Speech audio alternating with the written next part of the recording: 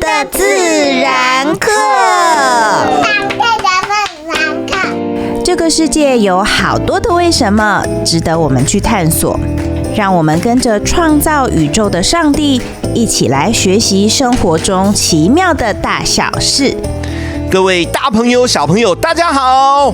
我是早睡早起、精神好的红萝卜老师。小旗子呢？怎么还没有来上课啊？小旗子，快起床，快起床！上帝的自然课已经开始上课了。大家好，我是起不来的小旗子。老师，闹钟好吵哦！为什么人类要发明闹钟这种东西呀？我刚刚梦到我在吃一个很好吃的超大的棉花糖。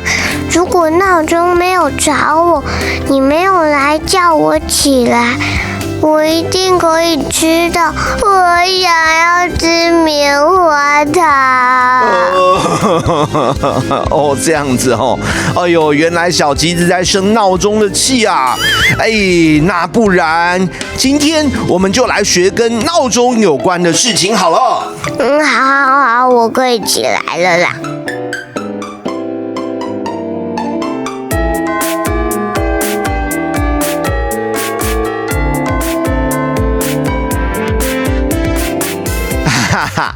小旗子，你有没有想过，现在闹钟是怎么叫我们的啊？是因为有人发明闹钟，闹钟装电池，所以有电，有电所以闹钟会走，所以闹钟可以叫我们吗？对，就是这样。那你有没有想过，在没有电、没有闹钟之前，以前的人他们是怎么准时起床的吗？那应该是爸爸妈妈叫起床吧。那爸爸妈妈又是怎么起床的呢？他们也跟我们一样啊，怕睡过头赶不上工作或是上学。但是你有没有想过，在几百年前根本没有电池，没有手机，怎么能够有闹钟呢？对哦，没有电就不可能有闹钟、有手机，那是怎么准时起床的？大家都请公鸡帮忙吗？公鸡确实是很勤劳，但不是大家都有办法养公鸡，所以人类发明了一些有趣的方法。来，我们一起进时光隧道来看看吧。在很久以前的英国，有一种职业叫做敲窗人。他们每天清晨穿着长大衣，手里拿着长长的竹竿，专门去敲别人家2楼的窗户。哇，人肉闹钟哎！那如果被叫的人起不来继续睡呢？他们非常负责哦，他们会一直敲，一直敲，敲到你起床，推开窗户跟他挥手，他才会走。我们家住3楼怎么办？它的竹竿不够长，3楼可以有这个服务吗？这时候就有别的道具喽。敲窗人会用吹管把干豌豆射到窗户上面，发出啪啦啪啦啪啦啪啦的声音，3楼的人就可以起床喽。好好笑哦。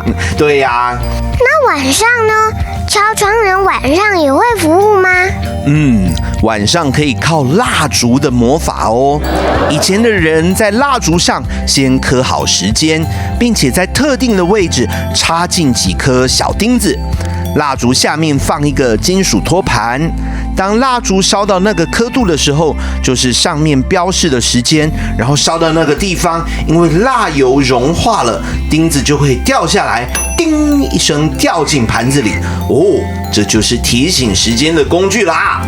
想到这个办法的人太聪明了。对呀。还有在一些地方祭拜用的香也曾经被用来当作闹钟哦。有人会在香旁边拴上金属球，当香烧完了，金属球就会掉下去，发出声音。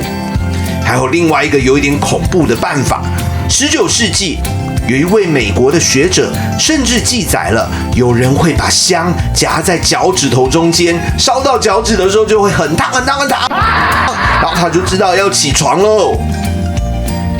这太恐怖了吧！睡觉的时候如果翻身不小心，会不会把床都烧掉，然后就没命了啊？对啊，我也觉得这个方法很可怕。老师，虽然这些闹钟很酷，但是还是觉得起床好辛苦哦。可以不要起床吗？为什么早上一定要起床啦？不能我想睡就睡，想醒就醒吗？白天起床，晚上睡觉，不只是跟白天出门比较好玩，晚上太黑了，有些事情没有办法做有关系。其实，在人的身体里面，上帝放下一个奇妙的规则，让我们可以健康的生活哦。这个叫做生理时钟。生理时钟跟我们身体里的内分泌系统有很大的关系。在晚上，天色变暗，人的大脑就会开始分泌褪黑激素，它就好像身体里的摇篮曲，告诉全身的细胞：“嘿，休息时间到喽！”如果你在该睡觉的时候还在看荧幕，或者把灯开很亮玩玩具，这都会阻碍褪黑激素的分泌，让我们睡不着，晚上睡不好，早上自然就起不来喽。所以睡前要好好准备，把灯光换成柔和的黄光，把窗帘拉起来，让身体可以慢慢进入休息。对，然后这样到了白天就会换上皮质醇上场喽。快到早上的时候，身体会开始分泌皮质醇，它就好像一声响亮的起床号，让我们的血糖升高，心跳有力量，把能量可以送到全身，帮你准备好起床面对新的一天。所以，如果该睡觉的时候熬夜不睡，早上就太累，褪黑激素跟皮质醇就会大乱，他们就会打架吗？没错，当你该睡不睡，该起不起，生理时钟就会大乱，这会影响到第三个对小朋友非常重要的东西，那就是生长激素。生长激素最忙碌的时间大约是晚上10点到凌晨2点，它是让小朋友长高，还有帮助整理记忆，让你们变聪明，还有帮我们修复细胞、增强抵抗力的关键。那我应该要几点睡觉才对啊？幼儿园小朋友每天大约需要睡10到13个小时。就是如果早上8点多要去上学，那晚上8点就该准备上床喽。中午再睡个午觉。小学生的话，每天要睡9到12个小时。像是你7点半要出门上学，那晚上9点前就一定要关灯喽。老师，可是我常常躺半天都睡不着啊。这我们就要想办法了。为了让身体里的这些内分泌可以顺利运作，我们可以建立属于我们家的睡前仪式哦。比如说，睡前1小时不要看任何荧幕，减少蓝光，把灯光调暗，这就是邀请褪黑激素出来工作。然后睡前30分钟可以安排一个家庭时光，把心静下来，比如说跟爸爸妈妈一起听圣经故事，听温柔的音乐，或者一起读喜欢的故事书，聊聊天。最后到了睡前10分钟，可以躺下来，家人一起回顾这一天美好的事情，彼此祝福祷告，把心交给耶稣。这样到真正要关灯睡觉的时候，你的身体和心灵都预备好喽。老师，那大人不用长大了，抵抗力也比较好，是不是不用早睡也没关系啊？不，小棋子，大人虽然不长高了，但是大人的身体每天都在磨损，所以更需要理想的睡眠来维修保养哦。一个成年人每天最好要睡7到9个小时，然后最好在晚上11点前入睡，这样身体的免疫系统和肝脏才能够准时开工，帮我们排毒、修复细胞。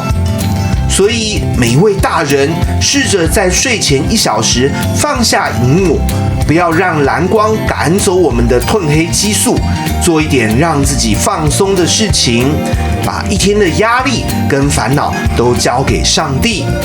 圣经说，你们要将一切的忧虑卸给神，因为他顾念你们。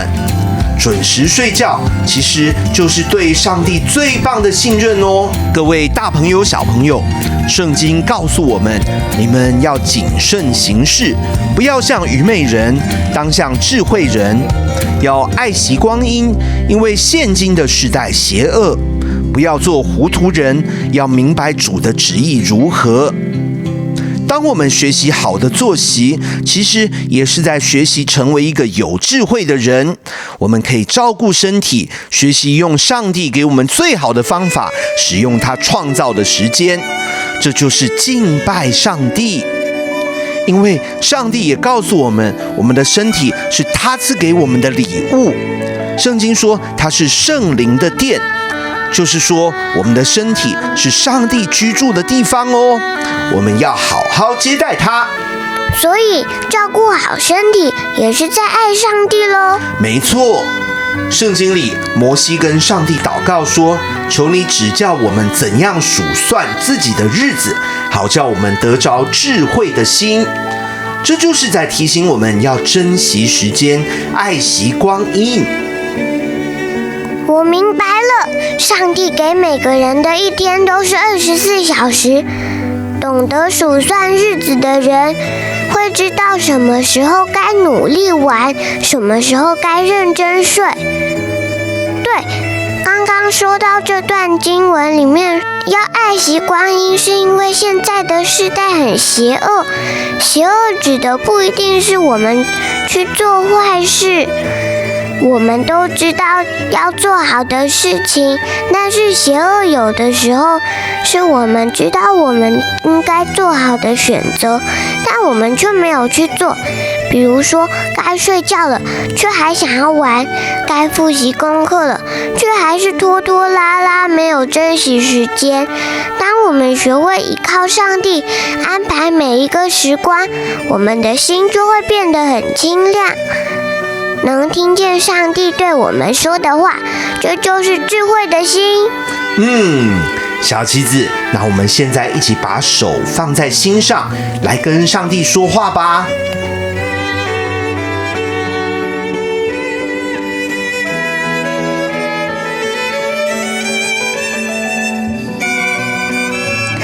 亲爱的天父上帝，谢谢你创造了奇妙的生理时钟，让我跟这个世界可以有和谐的节奏，健康生活。谢谢你创造生理时钟，让我健康成长。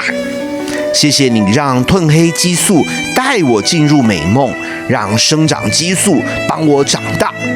求你赐给我智慧，让我学会数算自己的日子，珍惜时间，在对的时间做对的事情。